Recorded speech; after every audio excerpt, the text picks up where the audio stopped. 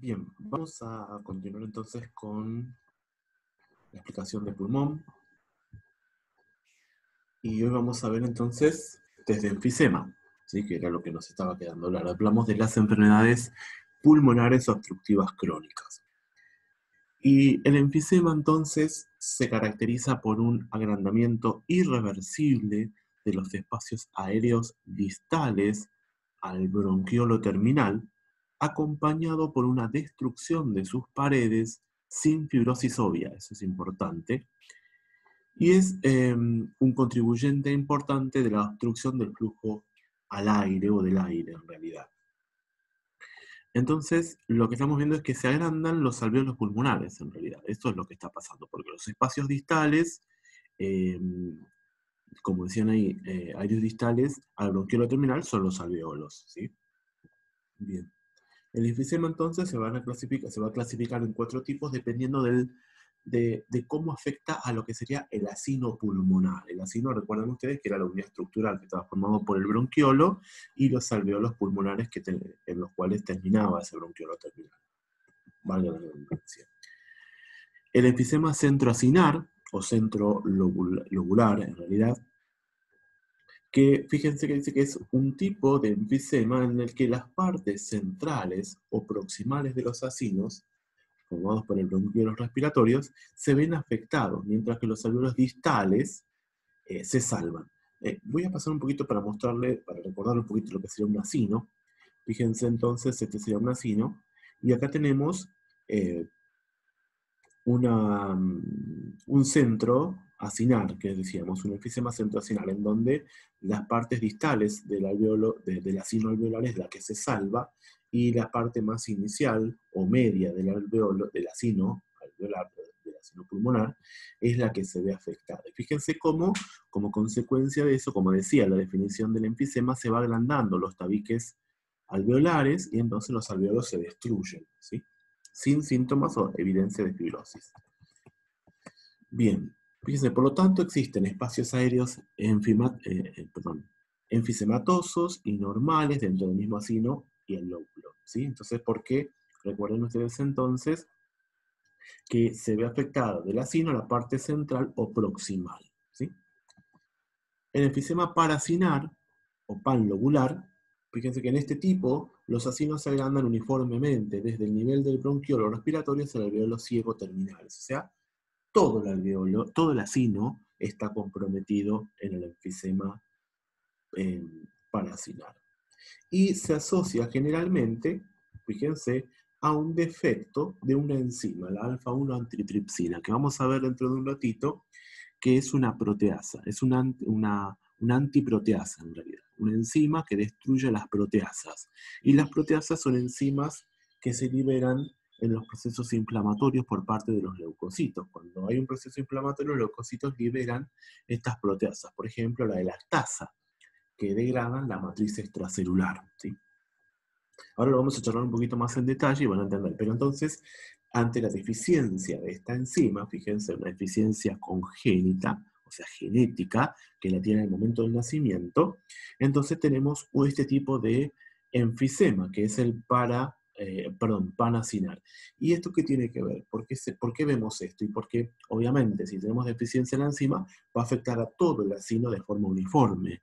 Mientras que acá vemos un compromiso solamente de la primera parte o la parte central del acino, en donde se observan entonces partes de este acino en donde no están afectados, ¿sí? No son partes que están afectadas por el enfisema o enfisematosos.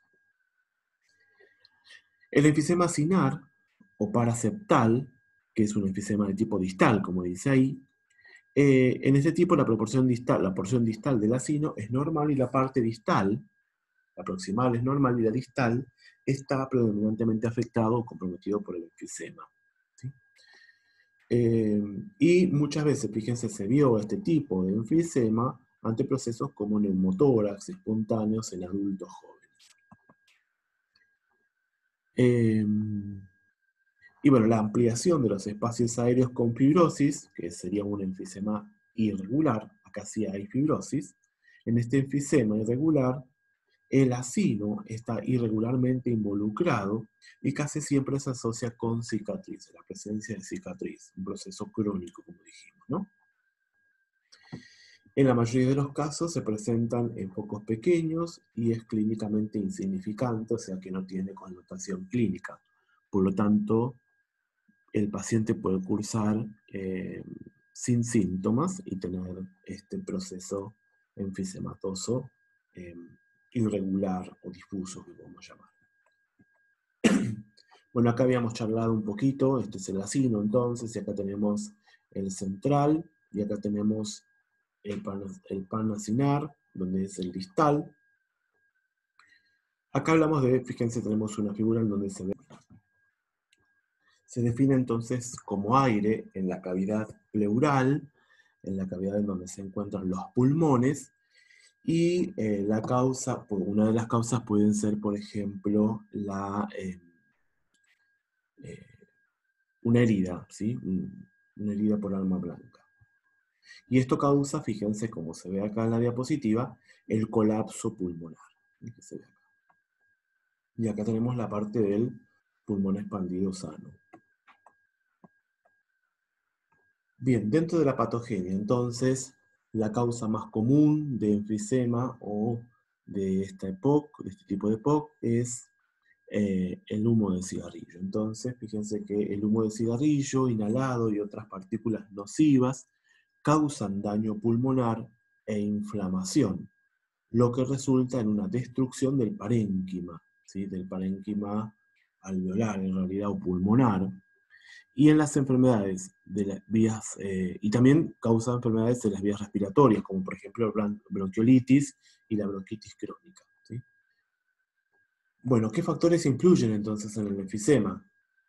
Los mediadores inflamatorios y los leucocitos, que habíamos charlado anteriormente, que se demostró que una amplia variedad de marcadores aumentan en las partes afectadas, incluido el leucotrieno B4, la interleuquina 8, el TNF y otros marcadores.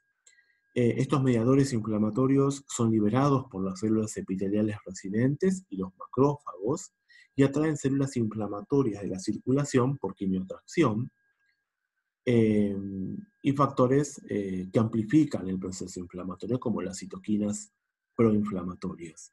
E inducen cambios estructurales porque también se liberan factores de crecimiento. Recuerden ustedes que pueden generar entonces fibrosis en muchos casos porque promueven la proliferación de células musculares y también de células de tipo fibroblastos. Desequilibrio entre proteasa y antiproteasa. Este es un concepto que hay que entender bien, que tiene que quedar claro en la patogenia del enfisema, que se liberan varias proteasas. Dijimos entonces que como consecuencia de la llegada de estos leucocitos al área de la infección, estos liberan enzimas, ¿sí? Para combatir a los patógenos, liberan varias enzimas, que son las proteasas, y las células epiteliales, que descomponen los componentes del tejido conectivo, ¿sí?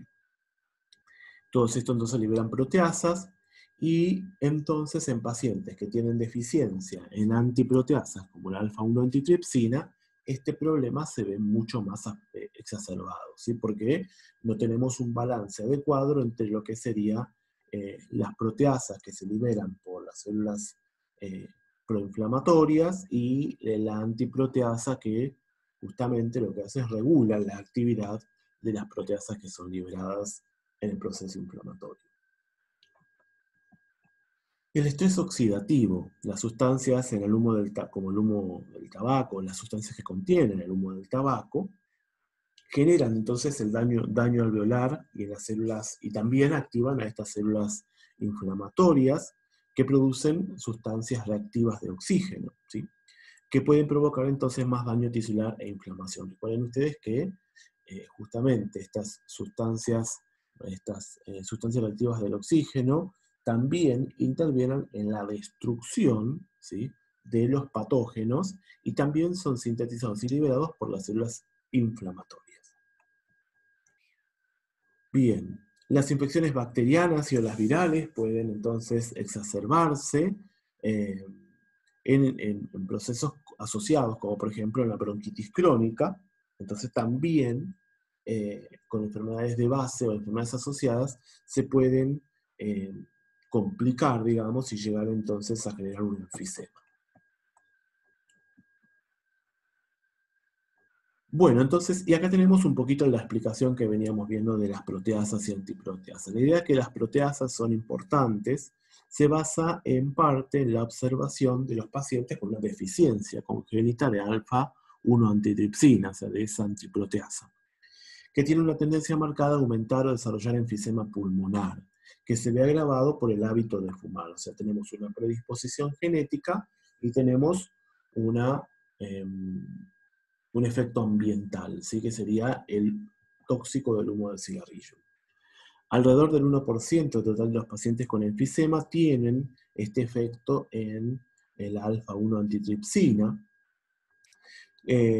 Normalmente esta enzima entonces, esta proteasa se encuentra en el suero de los pacientes, en la sangre, y es un inhibidor importante de las proteasas, que son particularmente la elastasa, secretadas por neutrófilos durante el proceso inflamatorio.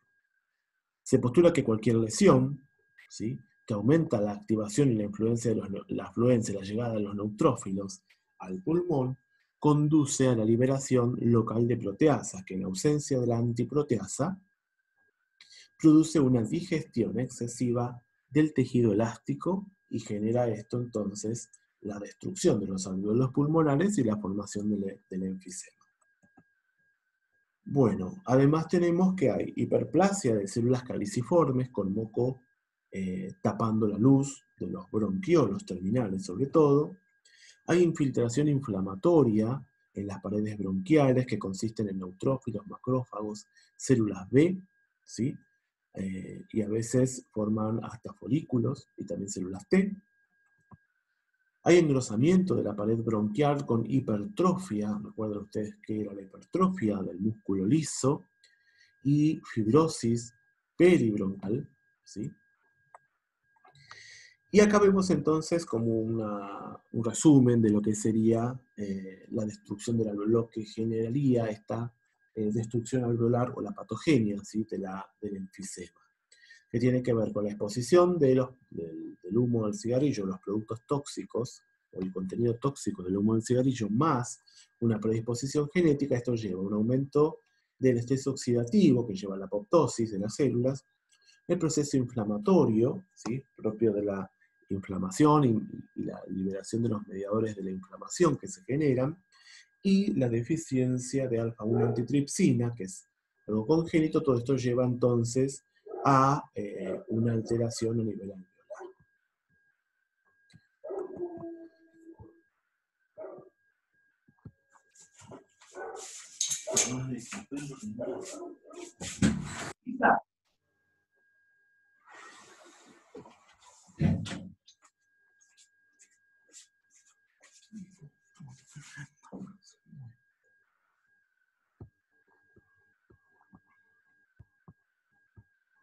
Bien, continuamos. Perdonen la interrupción. El curso clínico.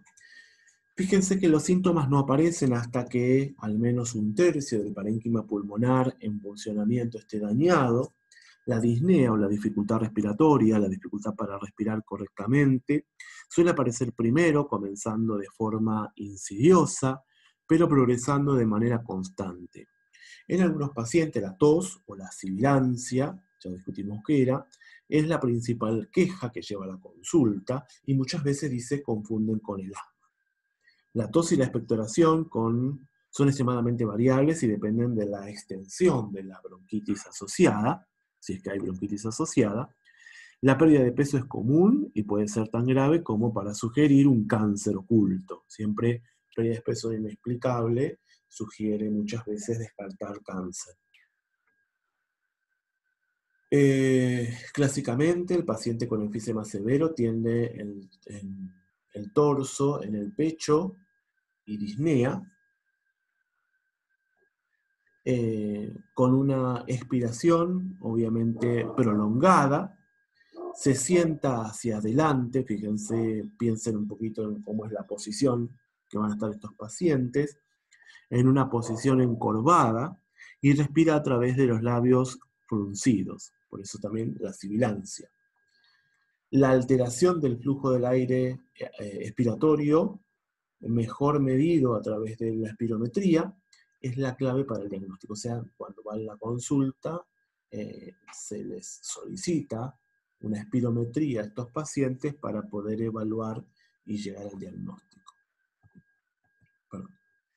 En individuos con enfisema severo, la tos a menudo es leve, la distensión excesiva es grave, la capacidad de difusión es baja, es baja, y los valores de gases en sangre son relativamente normales en el reposo.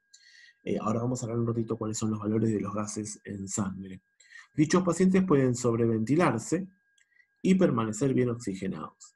El desarrollo de cor pulmonare y finalmente la insuficiencia cardíaca congestiva relacionada con la hipertensión pulmonar secundaria se asocia con un pronóstico desfavorable de la enfermedad. La muerte en la mayoría de los pacientes con enfisema se debe a enfermedades de las arterias coronarias, insuficiencia respiratoria, insuficiencia cardíaca derecha o colapso masivo de los pulmones secundario a neumotórax. Bueno, y después tenemos que las opciones del tratamiento incluyen dejar de fumar, obviamente, oxigenoterapia, broncodilatadores de acción prolongada con corticoides, bueno, fisioterapia, etc. ¿sí? La terapia de reemplazo con alfa-1 antitripsina está siendo evaluada actualmente porque es muy difícil dar de forma exógena la enzima que le está faltando a estos pacientes. Bien, acá tenemos entonces un pulmón normal, es decir, los alveolos pulmonares bien formaditos, y acá tenemos entonces el enfisema, donde los tabiques alveolares están destruidos, ¿sí? Se van destruyendo los alveolos pulmonares. ¡Ay, me tiene podrido!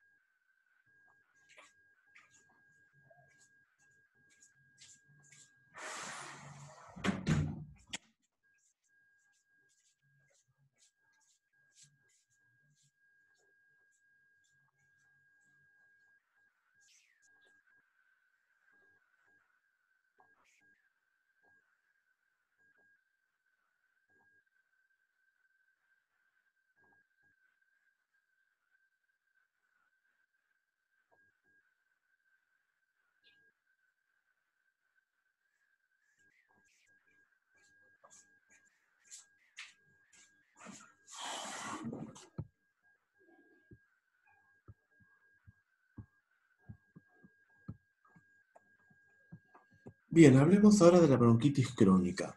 La bronquitis crónica se define clínicamente como tos persistente con producción de esputo durante al menos 3 meses, en al menos 2 años consecutivos, en ausencia de cualquier otra causa identificable. Cuando la bronquitis crónica persiste durante años, puede acelerar el declive de la función pulmonar, conducir en realidad a insuficiencia pulmonar y cardíaca, o causar metaplasia atípica y displasia del epitelio respiratorio, proporcionando entonces un suelo rico para la transformación cancerosa. ¿Sí? Puede llevar entonces a la formación de cáncer. ¿Qué características clínicas tiene? Tos persistente que produce esputo escaso, con el paso del tiempo y generalmente con el hábito de fumar, pueden aparecer otros elementos de la EPOC, como hipercapnia, que vamos a ver que es el aumento de la presión parcial de dióxido de carbono en la sangre, hipoxemia, que ya sabemos, y la cianosis, hinchazón azul de la piel. La diferenciación entre la bronquitis crónica pura y asociada con enfisema se puede hacer en el caso clásico, pero como se ha mencionado, muchos pacientes con EPOC tienen ambas afecciones, recuerda que habíamos dicho. La bronquitis crónica severa, de larga duración, generalmente conduce a insuficiencia pulmonar y cardíaca. La muerte también puede resultar de un deterioro adicional de la función respiratoria debido a infecciones agudas superpuestas. ¿sí? Acá tenemos entonces la foto de un bronquio o bronquiolo normal, y acá tenemos un bronquiolo terminal con una hiperplasia de células musculares lisas, que esto genera entonces una obstrucción al flujo de aire, en lo que se observa en la bronquitis crónica. El asma, para ir viendo un poquito más en las últimas enfermedades que tenemos que ver sobre la EPOC, es un trastorno crónico de las vías aéreas conductoras, generalmente causado por una reacción inmunológica, que se caracteriza por una broncoconstricción episódica debido a una mayor sensibilidad de las áreas de las vías aéreas a una variedad de estímulos, que antes, o sea, si hablamos de que tenemos una mayor sensibilidad, hablamos de que ciertos alergenos que en condiciones normales no afectan, ¿sí? O que no generan una activación inmunológica en un paciente normal, en estos pacientes asmáticos, como están sensibilizados previamente, estos alergenos que de forma habitual no generan una respuesta inmune, en estos pacientes sí, ¿sí? La generan. Porque tienen una mayor sensibilidad, ¿no? Entonces, caracterizado por broncoconstricción episódica debido a una mayor sensibilidad de las vías aéreas a una variedad de estímulos. Inflamación de las paredes bronquiales y aumento de la secreción de moco, ¿sí? en estas vías aéreas, ¿no? La enfermedad se manifiesta por episodios recurrentes de sibilancia, disnea, opresión en el pecho y tos, especialmente durante la noche o temprano en la mañana, ¿sí? Estos síntomas generalmente se asocian con broncoconstricción, que es importante, y limitación del flujo de aire generalizada, pero variable, ¿sí? Que es al menos parcialmente reversible, ya sea espontáneamente o con tratamiento, ¿sí? Con los broncodilatadores. Bueno, ¿qué es lo que desencadenan estos estímulos? Dicen algunos de estos estímulos que desencadenan ataques en pacientes tendrían poco o ningún efecto en sujetos con vías respiratorias normales, simplemente el polen, por ejemplo, ¿sí? O alguna cosa que esté en el ambiente. Entre los ataques, los pacientes pueden ser prácticamente asintomáticos. El asma puede clasificarse como atópico, si hay evidencia de sensibilización, alergeno y activación inmune, a menudo en un paciente con rinitis alérgica o eczema, o no atópico, si no hay evidencia de la sensibilización previa a distintos alergenos. Y en cualquiera de los dos tipos, los episodios de broncoespasmo pueden tener diversos desencadenantes como infecciones respiratorias, especialmente infecciones virales, exposiciones irritantes, por ejemplo, humo, gases, ¿sí? Aire, frío, estrés y ejercicio. Acá tenemos entonces el bronquiolo normal, acá tenemos el bronquiolo con asma, y acá tenemos en el ataque asmático, ¿no? Durante un ataque donde hay, fíjense cómo hay restricción al flujo del aire, porque las vías aéreas están obstruidas, ¿sí? Bueno, entonces asma atópica, dijimos que es la más común, es un asma que es el clásico de reacción de hipersensibilidad dado por IgE de tipo 1. La enfermedad generalmente comienza en la infancia, fíjense, y se desencadena por alergenos ambientales como polvo, polen, cucarachas o caspas de animales y algunos alimentos también, que actúan con mayor frecuencia en sinergia con otros factores ambientales proinflamatorios. Las infecciones virales respiratorias también son de las más comunes. Y la no atópica, las personas con asma no atópica no tienen evidencia de sensibilización al alergeno. Una historia familiar positiva de asma es menos común en estos pacientes, si no hay historias de asmáticos en la familia. Las infecciones respiratorias debido a distintos virus respiratorios son factores desencadenantes comunes en el asma no atópica. Los contaminantes del aire inhalado, como el hábito de fumar, el dióxido de azufre, el ozono, el dióxido de nitrógeno, también pueden contribuir a la inflamación crónica de las vías aéreas, hiperreactividad en algunos casos, y en algunos casos los ataques pueden ser provocados por eventos aparentemente inocuos como la exposición al frío, incluso el ejercicio, fíjense. Y el asma ocupacional que se da como consecuencia de la exposición de los trabajadores a ciertas condiciones, como por ejemplo humos, polvos, compuestos químicos, gases u otros productos, ¿sí? Solo se requiere cantidades diminutas de productos químicos para inducir el ataque, que generalmente ocurre después de la exposición repetida en realidad. Los mecanismos subyacentes varían según el estímulo e incluyen reacciones de tipo 1, liberación directa de sustancias broncoconstrictoras y respuesta de hipersensibilidad de origen desconocido. La patogenia del asma atópica es causado entonces, como dijimos, por una respuesta inflamatoria, en este caso tipo TH2, mediado por las IgE, a alergenos ambientales en individuos genéticamente predispuestos, fíjense. O sea que hay historia familiar positiva en estos pacientes. La inflamación de las vías aéreas es fundamental para la fisiopatología de la enfermedad y causa disfunción de las vías aéreas, en parte a través de liberación de mediadores inflamatorios potentes y en parte a través de la remodelación de la pared de las vías aéreas, ¿sí? Bueno, generalmente se agrava esta enfermedad y aumenta la secreción local de factores de crecimiento que inducen, fíjense, hipertrofia de las glándulas mucosas, proliferación de músculo liso, angiogénesis, fibrosis y proliferación de los nervios. Las diferentes combinaciones de estos procesos ayudan a explicar los diferentes subtipos de asma, su respuesta al tratamiento y la historia natural a lo largo de la vida de la persona, ¿sí? La contribución de la respuesta inmune, la genética y el medio ambiente se discuten por separado a continuación. Bueno, entonces, ¿esto qué quiere decir? Que dentro del asma atópica tenemos, por lo tanto, primero, una predisposición genética, una respuesta inmune que contribuye de forma efectiva, totalmente de tipo TH2, mediado por inmunoglobulinas de tipo IgE, y por otro lado, un medio ambiente que condiciona también la aparición de la enfermedad mediante, por ejemplo, la inhalación de productos tóxicos, como en el caso del humo del cigarrillo, ¿sí? Bien. Una anomalía fundamental en el asma es una respuesta TH2 exagerada a los alergenos ambientales normales inocuos, y eso es lo más importante. Las células TH2 secretan citoquinas que promueven la inflamación y estimulan las células B para producir IgE, ¿no?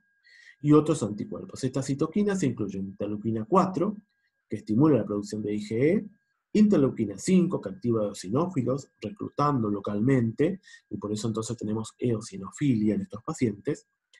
La interleuquina 13, que estimula la secreción de moco de las glándulas submucosas bronquiales, y también promueve la producción de IgE por parte de las células B, linfocitos B. Las células T y las células epiteliales secretan quimiosinas que reclutan más células T, más eosinófilos y que exacerban la reacción. ¿Sí? Bueno, esto que dice después también, ya lo vimos nosotros en inmunología, fíjense, como es en otras respuestas alérgicas, la IgE se une a receptores de la porción Fc en los mastocitos submucosos y la exposición repetida a los alergenos provoca que los mastocitos liberen el contenido de sus gránulos y produzcan citoquinas y otros mediadores que colectivamente inducen reacciones de fase temprana, reacciones de hipersensibilidad inmediata, ¿sí? Bueno, esto lo pasamos, pero es más o menos lo que estuvimos discutiendo anteriormente. Fíjense que acá tenemos la hiperplasia, acá tenemos la síntesis de los anticuerpos, fíjense bien los alergenos, se encuentran con los eosinófilos degranulan, fíjense entonces cómo después hay secreción aumentada de moco, ¿sí? Por eso acá tenemos las células asmáticas, digamos, ¿no? Entonces tenemos hipersecreción mucosa, tenemos, fíjense con respecto a esta, tenemos gran hiperplasia de glándulas, como vemos ahí, y tenemos un agrandamiento, ¿sí?, del tejido muscular, sobre todo del bronquiolo. Entonces eso lo que genera es una disminución de la luz de este tubo conductor de aire, y lo que lleva entonces a el problema que tiene el asma en estos pacientes, la obstrucción al flujo aéreo. La reacción temprana está dominada entonces por broncoconstricción, el aumento de la producción de moco y los grados variables de vasodilatación y aumento de la permeabilidad vascular. La broncoconstricción se desencadena por estimulación directa de los receptores vagales parasimpáticos, y nada más, ¿no? La reacción de fase tardía está dominada por reclutamiento de leucocitos, en particular eosinófilos, neutrófilos y más células T. Aunque las células TH2 son el tipo dominante, ¿sí? Que son las más importantes, también se vieron otros tipos de células como las TH17. Bueno, perdón. Esto lo vamos a pasar, el curso clínico, leanlo ustedes, así va quedando un poquito para que lean, porque vieron que yo les puse en estas diapositivas mucha información teórica, entonces prácticamente es leer la diapositiva y charlar sobre algunos temas en particulares. La bronquiectasia simplemente es un trastorno en el que la destrucción del músculo liso y el tejido elástico por infecciones necrotizantes crónicas conduce a la dilatación permanente de los bronquios y los bronquiolos. Entonces, todavía puede desarrollarse en asociación con una variedad de condiciones, incluyendo, por ejemplo, afecciones congénitas o hereditarias, que incluyen fibrosis quística, estados de inmunodeficiencia, etc. ¿sí? Por ejemplo, tienen discenesia ciliar primaria o síndrome de Carter-Herner, ¿sí? Infecciones incluidas de neumonía necrotizante causada por bacterias, virus u hongos, y estos pueden ser un solo episodio grave o infecciones recurrentes que van teniendo a lo largo de la vida del paciente, obstrucciones bronquiales debido a tumores, cuerpos extraños o impactación de moco. Otras afecciones que incluyen artritis reumatoidea, lupus eritematoso sistémico, enfermedades inflamatorias intersticiales, EPOC, por ejemplo, pueden entonces desencadenar bronquiectasia. Y de una cuarta parte a la mitad de los casos son idiopáticos, o sea, no se sabe la causa. Siempre cuando hablemos de causas idiopáticas tenemos que ver de que no se sabe bien la causa que genera entonces el cuadro, que carecen de las asociaciones mencionadas anteriormente. Mira, acá tenemos un pulmón con bronquiectasia.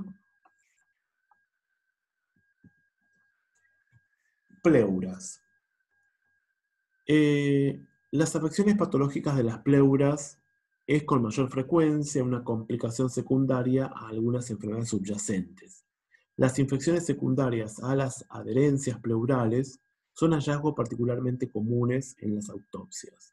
Los trastornos primarios importantes incluyen infecciones bacterianas intrapleurales, ahora vamos a ver qué son las pleuras, primarias que implican entonces la siembra en este espacio como un foco aislado en el curso de una bacteremia transitoria, o una neoplasia primaria de la pleura, como por ejemplo son los mesoteliomas, ¿sí?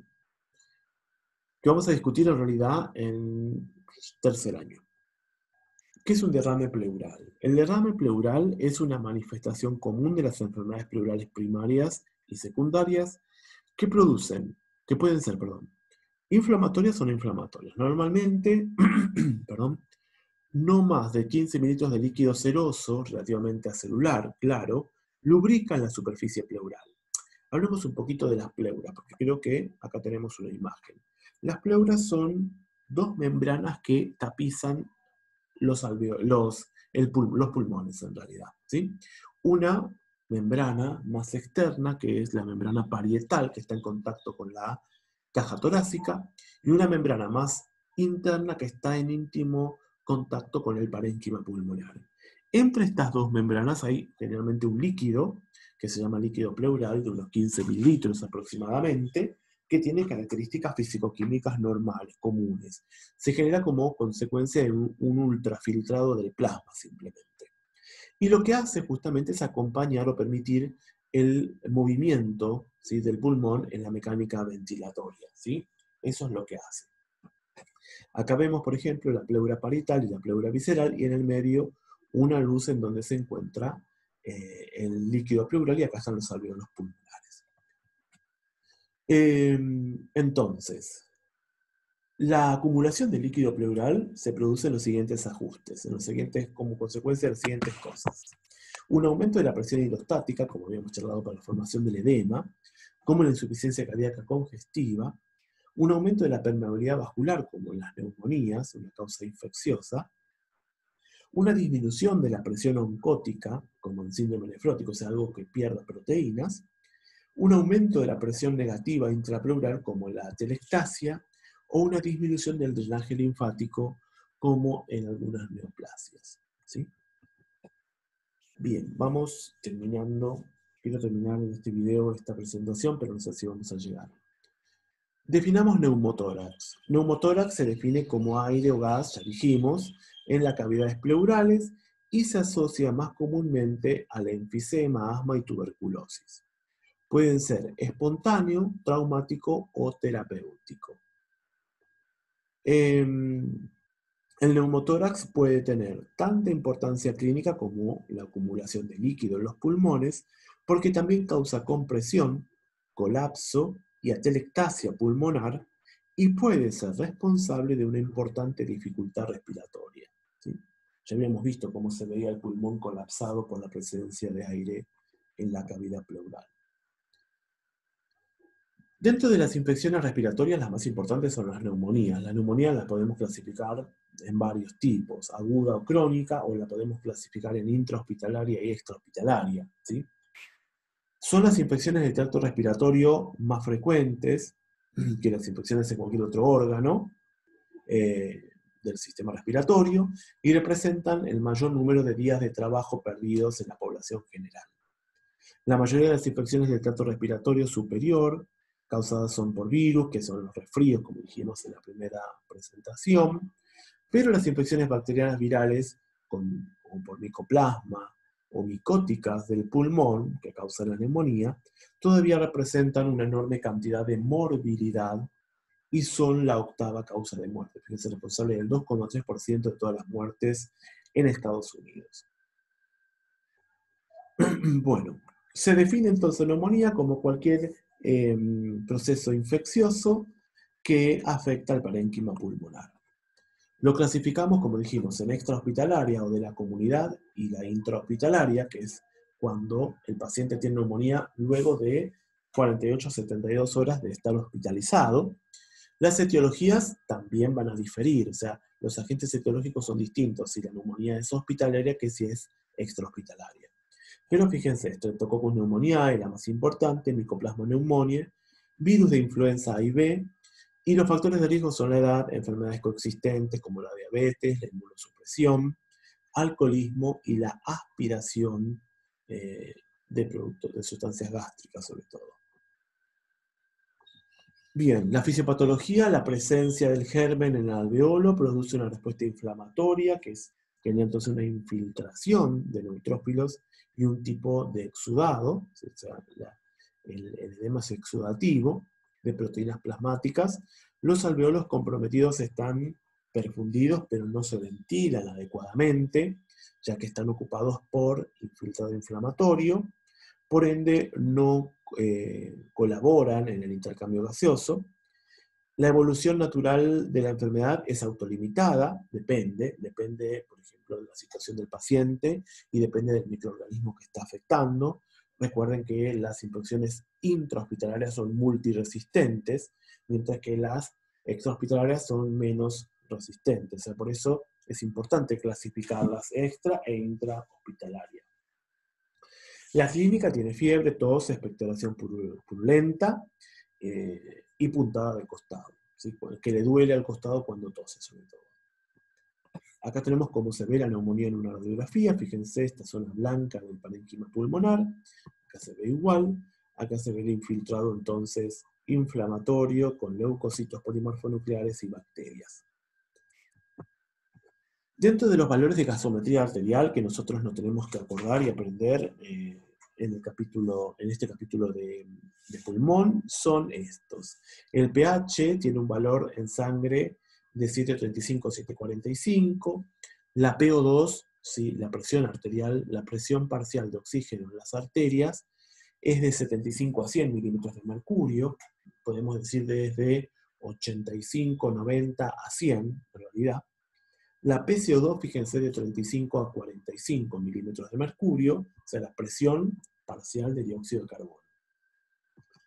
Se define como hipercapnia a los pacientes que tienen una presión parcial de dióxido de carbono mayor a 45 milímetros de mercurio en las arterias, ¿sí? Porque después vamos a clasificar en sangre arterial y sangre venosa. Bueno, y sodio, potasio y electrolitos ya habíamos visto, así que no nos importa mucho.